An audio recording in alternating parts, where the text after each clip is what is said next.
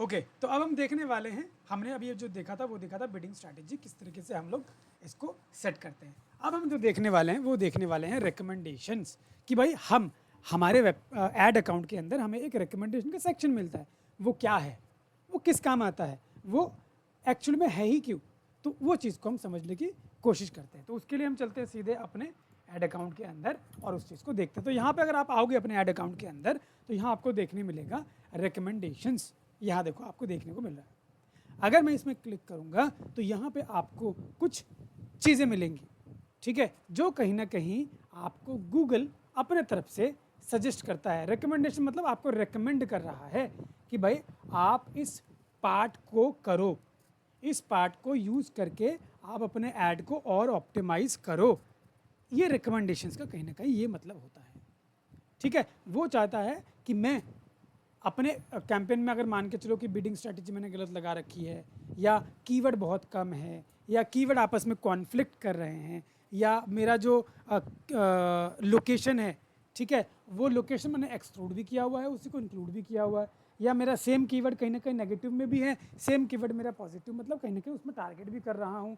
तो जब ऐसे कुछ इश्यूज वगैरह भी आते हैं, वो सारी चीज़ें हमको हमारे रिकमेंडेशंस के अंदर देखने को मिलता है, ठीक है। तो इस जगह से आप अपने रिकमेंडेशंस को देखते हैं और उन सारे रिकमेंडेशंस को आप ठीक करते हैं।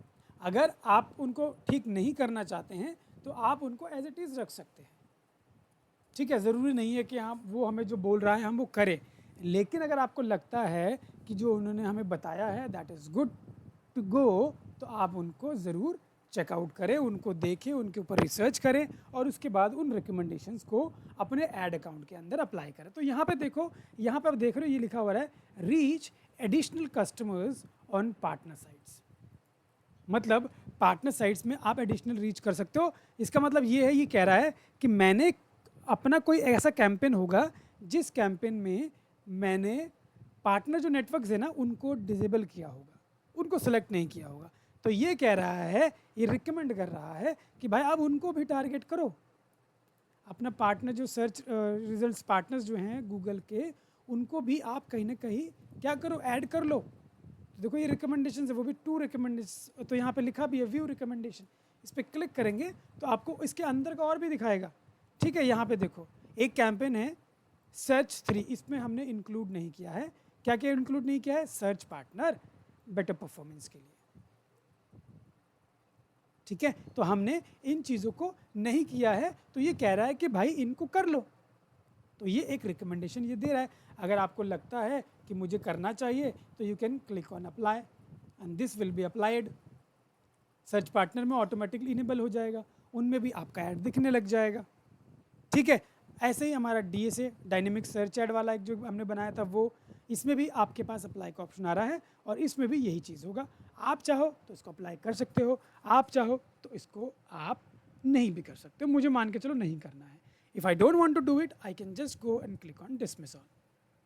रीज़न पूछेगा, tell us why to help us personalise your recommendation, ठीक है। तो यहाँ पे this is not relevant for my website, Google ने दिया, मैं कहता हूँ भाई रिलेवेंट नहीं है, या मैं कहता हूँ भाई I will do it later. अगर आपको लगता है कि I will do it later वाला कंडीशन है तो ये है, या आपका परफॉर्मेंस अच्छा चल रहा है तो आप बोलोगे I don't think this will improve my performance, you can click on dismiss. तो यहाँ से आप इसको हटा दोगे, ये आपके ऊपर है। तो आप इसको हटाने से आपका जो एक ऑप्टिमाइजेशन स्कोर होता है वो भी कहीं ना कहीं इम्प्रूव होता है या नीचे जाता है। हालांकि जब आप उनके रिकमेंडेशंस को अप्लाई करते हो ना तो वो आपके जो परसेंटेज है ऑप्टिमाइजेशन वाला रिकमेंडेशन के बेसिस पे वो इम्प्रूव करता है। हालांकि अभी दिखा नहीं रहा है, लेकिन जब आप ऐड रन करोगे ना तो ऐड रन करने के बाद हो सकता है आपको ऑप्टिमाइजेशन भी दिखाए। यहाँ लिखा है कि ऑप्टिमाइजेशन स्कोर 70%, ठीक है। तो यहाँ देखो दूसरा भी एक दे रखा है, top recommendation for you drive more sales by making sure your product are approved in Merchant Center. ये कह रहा है कि भाई आपके प्रोडक्ट अप्रूव होने चाहिए मर्चेंट सेंटर में, तभी आपके ऐड अच्छे से चलेंगे। तो ये हमें एक तरीके से रिकमेंड कर रहा है कि go and check, so you can click on and check the recommendation about your product. तो यहाँ बोल रहा है परसेंटेज ऑफ प्रोडक्ट डिसअप्रूव्ड 100%। सारे प्रोडक्ट मेरे डिसअप्रूव हो गए, मुझे लगता है वेबसाइट में कुछ गड़बड़ है जिसकी वजह से वेबसाइट सारे डिसअप्रूव हो गए हैं, ठीक है। तो आप चाहें तो सारे प्रोडक्ट को अप्रूव कराएंगे। अब करवाना पड़ेगा। रिकमेंडेशन है भाई, आपकी कुछ गलतियां हैं वेबसाइट के अंदर, शॉपिंग ऐड चला रहे हो, प्रोडक्ट अप्रूव नहीं है, उनको अप्रूव करवाना पड़ेगा ताकि आप प्रॉपरली ऐड रन कर पाओ। तो ये आपके दिक्कत आएंगी और इस दिक्कत को सॉर्ट करने का ये काम करेगा।